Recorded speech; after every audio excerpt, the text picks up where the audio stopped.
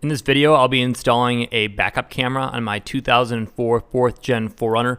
I wanted something really inexpensive and removable. I did not want to have to rip out my OEM radio, so this worked for me. It's a cheap $35 camera off Amazon, and it works great. In the same weekend, I also installed a traction control delete switch or a toggle switch, and I'll be posting a video about that right after this one. The first step is to remove this back panel from the trunk, and it helps to have trim removal tools.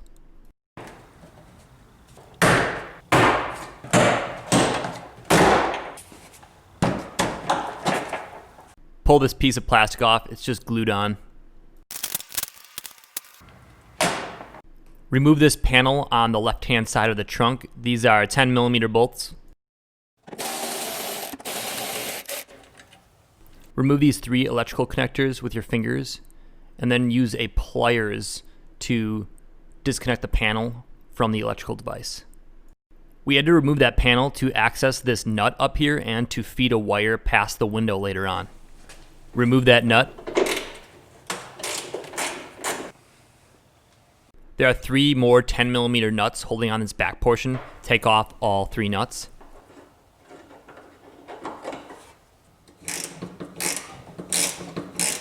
The plastic housing holding this bolt from spinning stripped out, so I had to hold it from the outside. Next, you want to remove the 2 10mm bolts holding on the lock. Use your new favorite trim tools to pop this back panel off.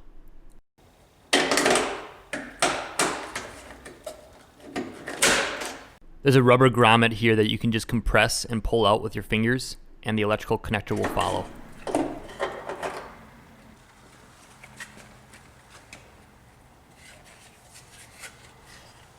It's time to get super technical.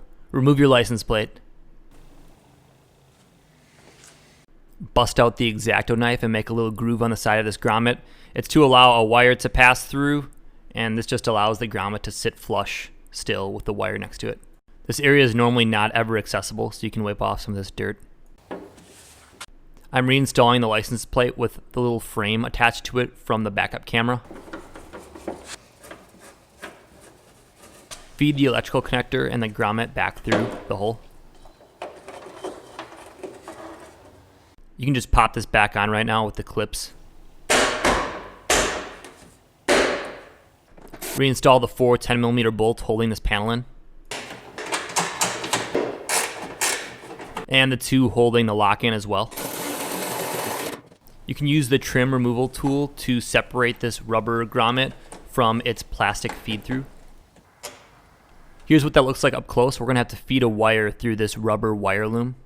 But first, we're going to have to remove some panels. It's going to be a 10mm socket, a screwdriver, and then the trim tools.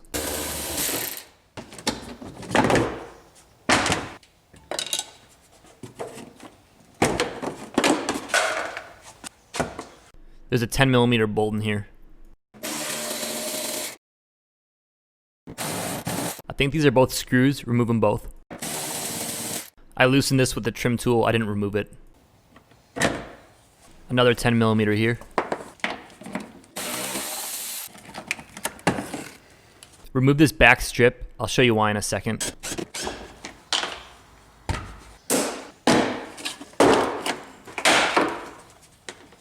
It's so you can access this screw here.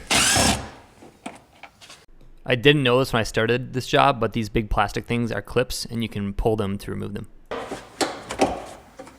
Here's a close-up of those clips. The top part separates out and allows you to remove the fastener. Try to pull these panels. They're held in by clips. There's a connector with a couple wires on it that connects to the camera side, and you have to feed that through this direction. I'm just getting the wires through the plastic grommet initially. It's really easy to do. I forgot to record this, but I fed a hard wire through that wire loom. A coat hanger or something would work just as fine. Lubricate the inside of that wire loom with just some dish soap and water. Tape the signal wires to the hard line and then pull the hard line through the wire loom. Feed this hard wire up through past the glass. I wanted to show this in real time as much as possible to show you that it's not that difficult. It only takes a few seconds.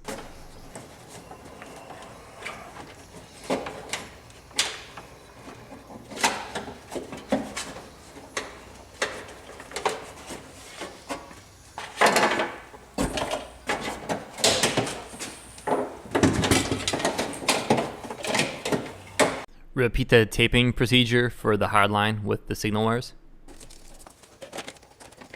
And then pull the hard line through here as well.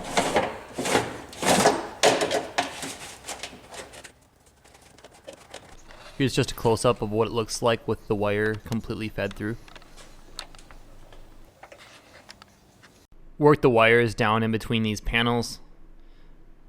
I put them just wherever there were no bolts and screws going through. I had to extend these two wires with some 18 gauge stranded wire. Solder the connections and then seal them up with some shrink wrap and a heat gun. I tapped into these two wires with these crappy vampire style wire taps. The power wire is red with a yellow stripe and the ground is black and white. It's probably a good idea to test everything out before you button this all back up. That's what I'm doing here. Looks like it works all right. Next, you just want to tuck these wires in underneath these panels from the back of the car all the way to the front, wherever you want to mount your camera. I just use the trim tool here to push the wire in underneath these panels.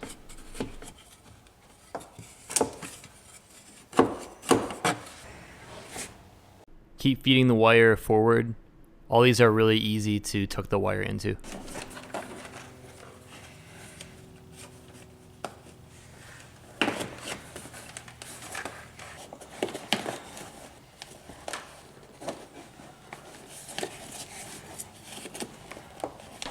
Here's my routing. I kept following through underneath here, and then I took off the footrest. It just pops right off, and I fed the wire around the footrest, and then I went up into this cavity. There's a bundle of wires here for the brake controller, so I just zip tied the signal wires to that. Then I was able to tuck the wire into this crack and came up around with it and had it come out right here. When the doors close, you can't even see that wire. The footrest just pops back on.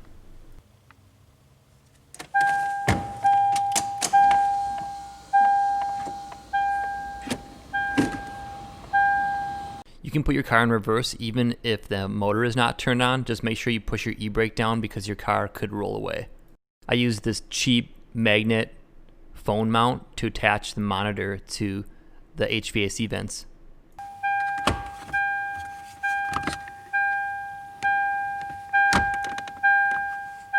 Although the vents can still move up, this mount is a lot more stable even on really bumpy roads than I ever expected. Getting back to the trunk, you want to zip tie that signal wire out of the way because the window comes down through this trunk. Zip tie it to existing wires. Install all the panels and the clips in the exact opposite order that you took them all off. Check that this rear window clears the wires before putting the panels back on.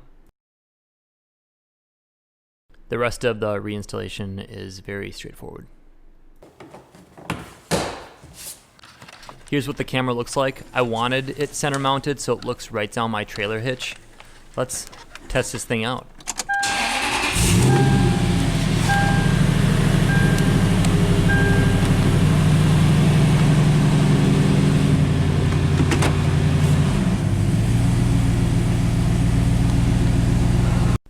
I have no complaints about the camera so far. It works great. These lines are adjustable. There's a lot of features to this. Although it's a cheap camera, it does the job really well. I'm very impressed at this price point at how good this camera is. Here's the next day.